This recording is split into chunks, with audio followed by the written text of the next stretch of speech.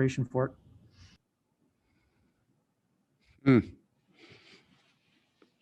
I think I've given out some better ones than that one. I would say the best ones are the ones where you just tell the truth. So I haven't been as concerned about our last 2 weeks as you might think. And I just conveyed what I feel is a really important progression for a team that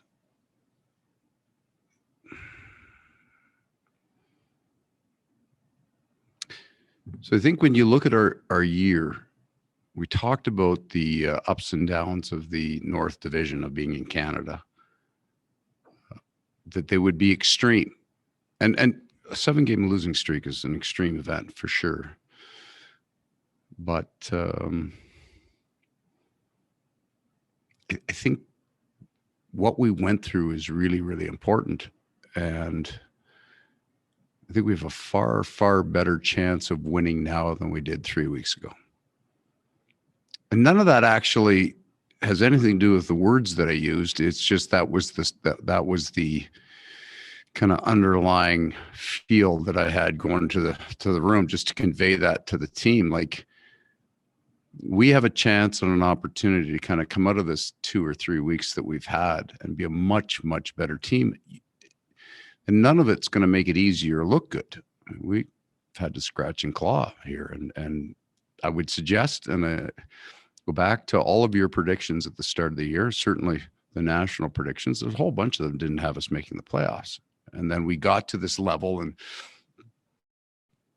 got very excited about that level. And then it disappeared on us. And then went to the other end of the spectrum. It was terrible. So I think my speech might have been shorter than my answer. But at the end of it, I would say I told the truth about how I felt about where we were at. We'll go next to Sean Reynolds from Sportsnet. Go ahead, Sean. Thanks, Gregor. Hey, Paul, you talked about easy scoring drying up in the playoffs. Was what we saw tonight an example of the kind of scoring you expect from your team in the playoffs? Yes, there's a whole bunch of those goals that Appleton's goal, when you take a look at the screen that Lowry had set, Shife's shot tip. And then there's some other things that'll happen. I mean, the Wheeler goal, pass to Kyle Connor back to Wheeler. I mean, that's special stuff. And that comes out occasionally, but it can't be what you rely on. So I thought that our offensive zone play, with the exception of about 10 minutes of the second period, was right on, exactly what we needed. We'll go next to Carter Brooks from Game On. Go ahead, Carter. Hi, Coach. You had a few of us stumps here when we saw who was coming out for the opening lineup at the start of the game until we kind of figured out what was going on. Can you tell us a bit more on that decision as to play those veteran players to start? So each one of those fellas by position were games leaders, right? So, you know what?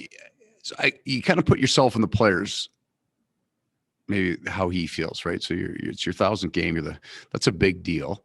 You want to share that with people. You want to share that with men. So I couldn't pick friendships. I couldn't pick, because I don't know the answer to that question. Who Paul is closest to? What are the 5 guys that he's closest to? So we just went in and said all of the guys that are games leaders by position would stand at the blue line, and it would be a moment maybe that would make it special for him. Certainly Blake at 980. I think we had Ben's at 555. Tomer's he just passed one. He's at 820, I think, is the right number.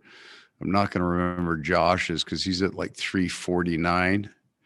And then Ellie was 314. So those were the numbers of the guys going out to the game tonight, and I thought that would be special for him. We'll go next to Jeff Hamilton from the Winnipeg Free Press. Go ahead, Jeff. Well, in your mind, what's the difference between your team finishing their opportunities and getting snake bit?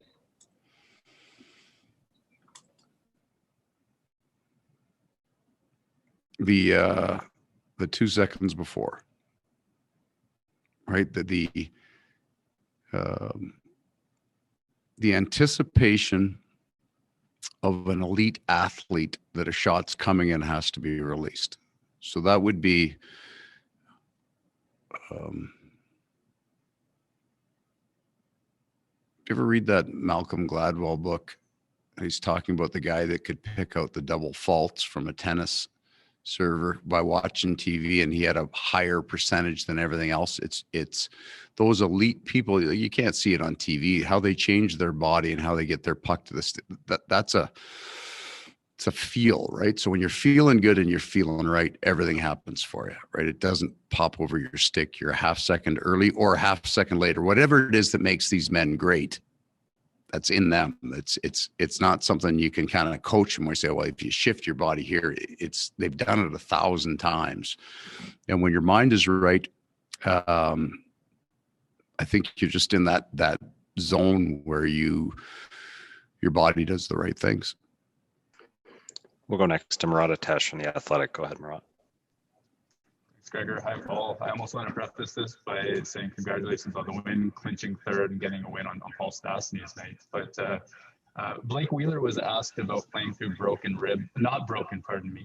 ribs early on in the season. And he said that as long as he felt he was able to contribute, he was good to go.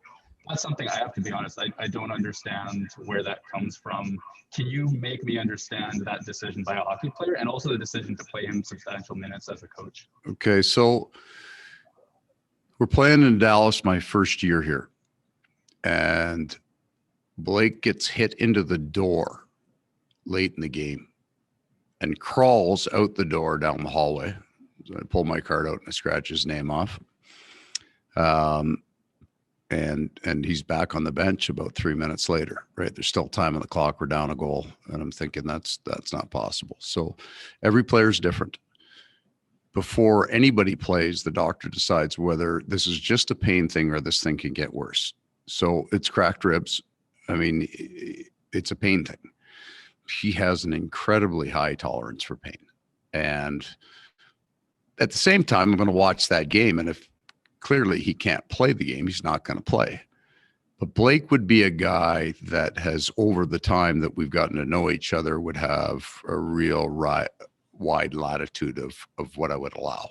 I'm not talking about from a medical point of view, I'm talking about from a coach's point of view. Can he play? If he comes in, he says he can play, then he can play. I mean, he's done that 2 or 3 times a year, every year that I've been here. He played with a broken heel at one point.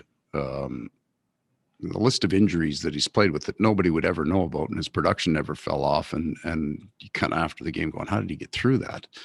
But he just does. So we don't, and this is a really important part to this answer. We don't put players in harm's way. We will give them. There's nothing kind of above the shoulders that they have any room on. But if it's a pain tolerance thing, then you're gonna listen to your guys. So Blake and a fellow by the name of Robbie DeMaio are the only 2 players that I've ever coached that could play with cracked ribs. And Robbie, I mean, he played with them and threw hits. Still don't know how he did it. And Blake played the way he played. So I also knew that he was going to goes back to one of the questions. I said, give it 2 weeks and I'll have a different answer for you. That was the window on that injury, that he would come out and be healthy. And final question to Tim Campbell from NHL.com. Go ahead, Tim.